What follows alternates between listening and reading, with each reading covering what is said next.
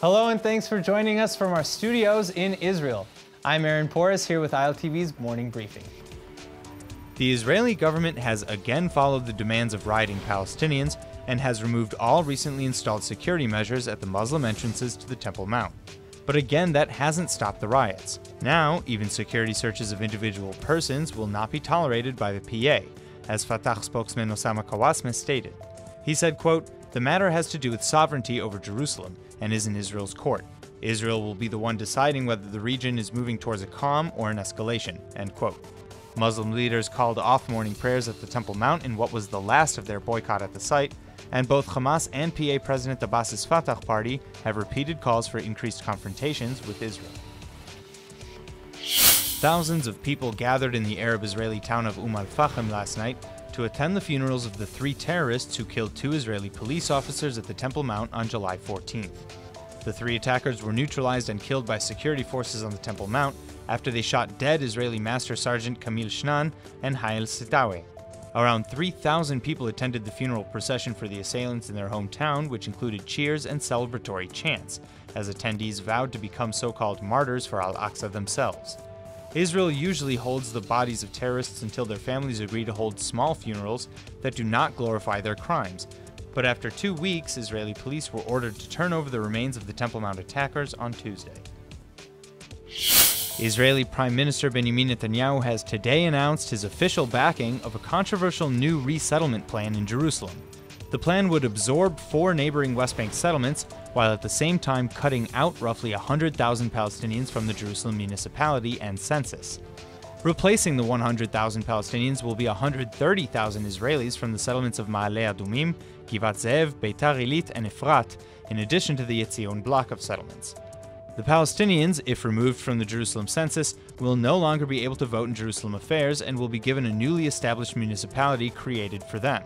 The newly added settlements, on the other hand, would, due to geography, not be fully under Israeli sovereignty, but would have full voting rights in the Jerusalem municipality elections.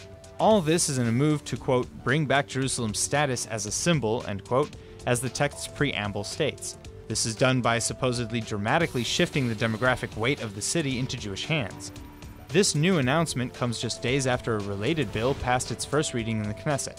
The bill would require 2/3 Knesset support to give away any part of Jerusalem to the Palestinians under a future peace accord.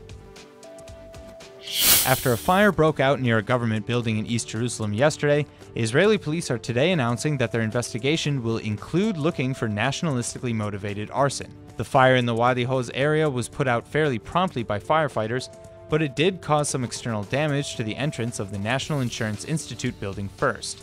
Wadi Hoz has been a flashpoint area recently in the wake of riots caused by metal detectors installed at the entrances to the Temple Mount. Just last week, 5 Palestinians died in clashes between Palestinians and security forces in that same area. The metal detectors were put up in response to a July 14th terror attack in which 3 Israeli Arabs shot and killed 2 Israeli police officers on the Temple Mount.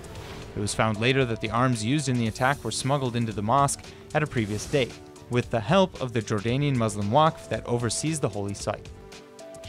Nearly 120 settlers from Hebron and other nearby settlements moved into the Machpelah House building in Hebron in the West Bank 2 days ago, and despite the IDF closing the area around them and ordering their eviction, it doesn't seem like they're planning to go anywhere.